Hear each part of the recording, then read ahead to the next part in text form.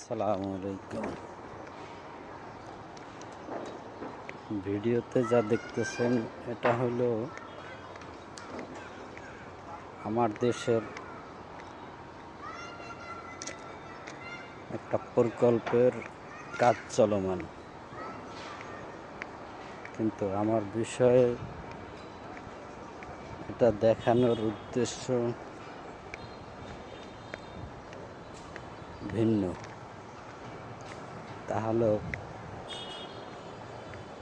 ব্যক্তিগত দোষ ত্রুটি সম্পর্কে বলা এবং জানা। প্রত্যেকটা মানুষের ভুল আছে, ভুল থাকবে এবং শুধরে নেবে। আমি চাই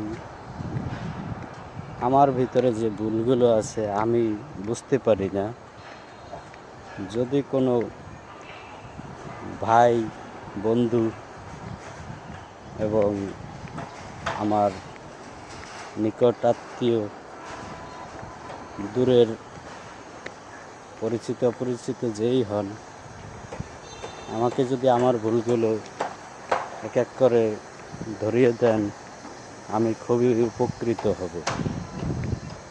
আল্লাহ হাফেজ।